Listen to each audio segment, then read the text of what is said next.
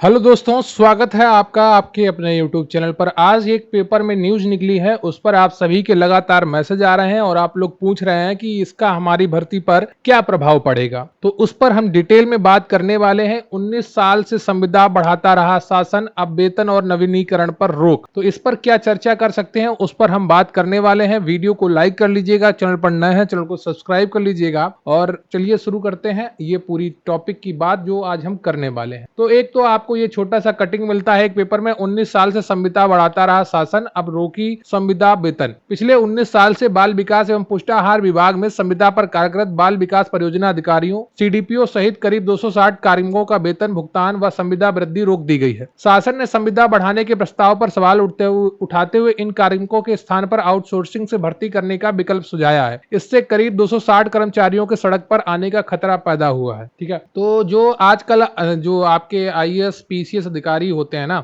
ये अपने आप को बहुत तुर्रमखा समझते हैं। दिन भर रील बनाते हैं कैमरा लेकर, और जो इनके अधीनस्थ काम करता है उसकी नौकरी खाने के लिए तैयार बैठे रहते हैं। जो नीति निर्माण करते हैं ना, तो ये आईएएस ही करते हैं। जो ये मक्कार आईएएस होते हैं, आजकल आप काफी आईएएस को देखेंगे 2-4 कैमरे लेकर साथ चलते हैं।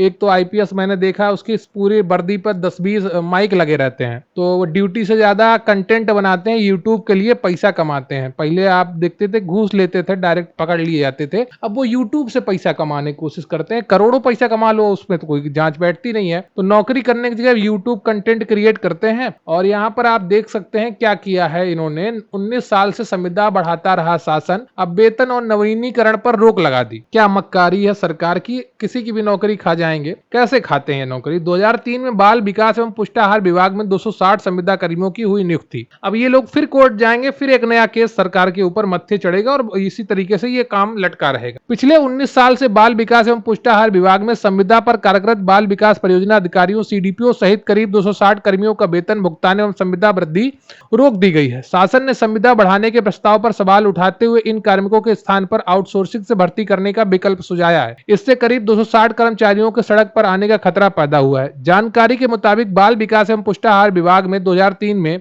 आईसीडीएस तृतीय परियोजना के अंतर्गत बाल विकास परियोजना अधिकारियों, मुख्य सेविकाओं व चतुर्थ श्रेणी कर्मियों के रिक्त पदों पर नियुक्ति हुई थी। वर्ष 2003 में ही नियुक्ति प्रक्रिया में अनियमितता का हवाला देते हुए सत्कर्ता जांच बैठा दी गई। परियोजना अवधि 2005 तक थी। इस बीच जांच जारी रही और विभाग वर्ष 2006 में से 2023 तक उच्च स्तर से अनुमोदित लेकर इनकी संविदा एक वर्ष के लिए बढ़ाता रहा। जुलाई 2023 में संविदा विस्तार का प्रस्ताव शासन को भेजा गया, जिसे रोक दिया गया। तब से वेतन भुगतान भी नहीं हुआ है। बताइए, जुलाई 2023 से इनका वेतन भुगतान भी नहीं हुआ है। बाल विकास एवं पुष्टाहार विभाग के संयुक्त सचिव अशोक कुमार तिवारी ने 30 मई को विभागीय निदेशक को पत्र लिखा है। इसमें कई सवाल उठाए हैं। उन्होंने कहा है कि सत्कर्ता जांच जारी होने के बावजूद साल दर साल संविदा वृद्धि का प्रस्ताव क्यों भेजा गया। खुली सत्कर्ता जांच निदेशालय स्तर पर प्रचलित रही, लेकिन इस तथ्य को उच्चाधिकारियों के संज्ञान में नहीं लाया गया। शासन ने कहा है कि संविदा कर्मियों की संविदा कार्यकाल को बढ़ाने का प्रस्ताव खुली सत्कर्ता जांच जारी रहने और न्यायालय में प्रकरण लंबित होने के चलते स्वीकार करने योग्य नहीं है। काम की आवश्यकता को देखते हुए आउटसोर्सिंग से कार्मिकों को रखा जा सकता है। इसके अलावा शासन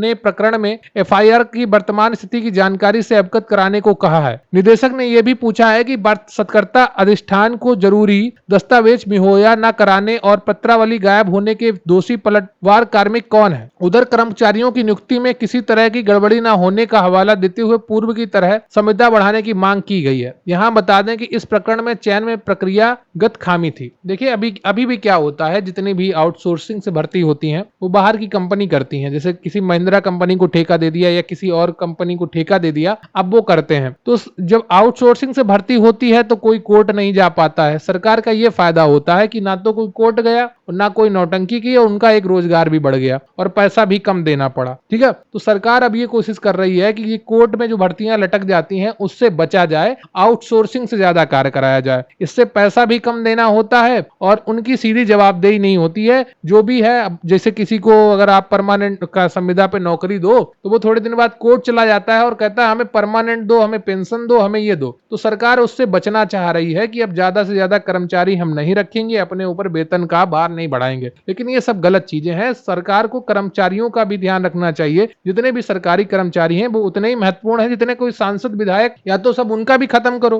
ठीक है, उनकी जो सुविधाएं हैं वो भी खत्म करो। अगर नहीं करते तो सबको एक बराबरी का हक दो, ठीक है। अब बात करते हैं कि आपकी भर्ती पर इसका क्या प्रभाव पड़ेगा। तो एक बात आप समझ लीजिए, मुख्य सेविका की भर्ती पर इस चीज का कोई भी प्रभाव नहीं पड़ने वाला है। मैं 100% लिख कर दे सकता हूं, ठीक है। तो इस चीज का मुख्य सेविका की भर्ती पर कोई भी प्रभाव नहीं पड़ेगा, आप मानकर चलिए, ठीक है। आपकी भर्ती सीधी भर्ती है और वो अलग है, ठीक है, उसके सारे पद अलग हैं, वो इसका उस पर कोई प्रभाव नहीं पड़ेगा। कोर्ट क्या कहेगा, आपका मामला लंबा खिंच सकता है, लेकिन इस जो आपकी ये जितनी भी प्रक्रिया हो रही है इसका आप पर कोई प्रभाव नहीं पड़ेगा। आपकी भर्ती में जैसे ही मुख्य सेविका जाएंगी वहां पर ज्वाइन हो जाएंगी। परीक्षा आपकी हो चुकी है और आपका अब डीबी रिजल्ट आना है। कोर्ट से आदेश लेना है या नहीं लेना है वो सरकार तय करेगी। जैसे अब मैं एक बात बता दूं, अगर सीटें कम आई, ठीक है, तो हो सकता है आपका भर्ती जल्दी पूरी हो जाए, ठीक है। तो 2027 की तैयारी करनी है। अगर सीटें बराबर आ जाती हैं, ज्यादा थोड़ा लापरवाही रहेगी, थोड़ा आराम से काम होगा, जल्दबाजी वहां पर देखने को नहीं मिलेगी, ठीक है। तो ये चीज भी यहाँ पर आपको देखने को मिलती है। और 19 साल से संविदा बढ़ाता रहा शासन, वो उनके शुरू में ही उन पर रोक लग गई थी कि जांच बैठ गई थी कि गलत तरीके से नौकरी दी गई, पैसे ले दे के नौकरी दी गई होगी। पहले सारी नौकरियां ऐसे ही दी जाती थी।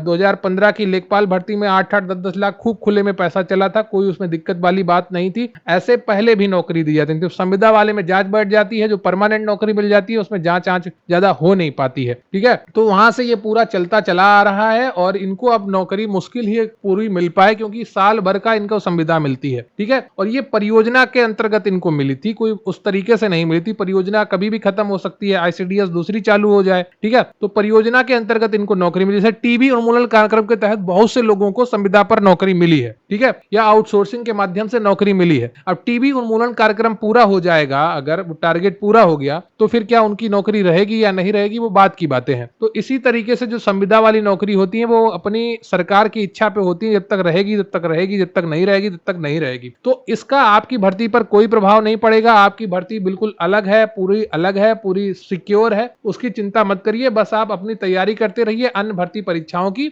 और आपकी भर्ती बिल्कुल सेफ है। मुख्य सेविका बस कोर्ट में जैसे ही आपका निर्णय आता है, और मुझे जहां तक लगता है दीपावली के बाद तक आपकी पूरी प्रक्रिया पूरी होगी, ठीक है। डीबी रिजल्ट हो सकता है आपका जुलाई अगस्त में आ जाए, लेकिन जो फाइनल रिजल्ट है वो दीपावली के बाद ही आपको अब देखने को मिलेगा। उससे पहले आपको फाइनल रिजल्ट देखने को नहीं मिलेगा। हो सकता है दीपावली के बाद आपका नवंबर आ जाए, वो दिसंबर आ जाए, लेकिन फाइनल रिजल्ट आपका दीपावली के बाद ही आपको देखने को मिलेगा, ये मैं आपको बता सकता हूं। वीडियो को लाइक कर लीजिएगा, चैनल पर नया है चैनल को सब्सक्राइब कर लीजिएगा। बिल्कुल भी घबराने की आवश्यकता नहीं है। घबराना सिर्फ उनको चाहिए जिनकी 260 लोगों की नौकरी जाएगी। अब क्या बताएं, ऐसा तो किसी के साथ नहीं होना चाहिए। सरकार किसी की भी हो, जितने भी ये मक्कार अधिकारी हैं उनको भी सोचना चाहिए कि यार कोई 20-25 साल से नौकरी कर रहा है, अचानक से उसको रोजगार कहां से मिलेगा, उसका घर का पूरा वेतन तो पूरा अर्थव्यवस्था बर्बाद कर दोगे, ठीक है। तो ये सब नहीं होना चाहिए। किसी को नौकरी दी है तो या तो उसको पहले से बता दो कि 1 साल के लिए तुम्हारी नौकरी है, फिर नहीं है, ठीक है। तो या तो वो वैसे तरीके से वो अपना कार्य करे, लेकिन तुम उसको लगातार बढ़ाते आ रहे हो। अब बुढ़ापे में आ गए होंगे वो लोग 20-20 साल नौकरी करके, अब वो लोग कहां जाएंगे। तो उन चीजों को भी ध्यान रखना चाहिए। वीडियो को लाइक कर लीजिएगा, चैनल पर नया है चैनल को सब्सक्राइब कर लीजिएगा।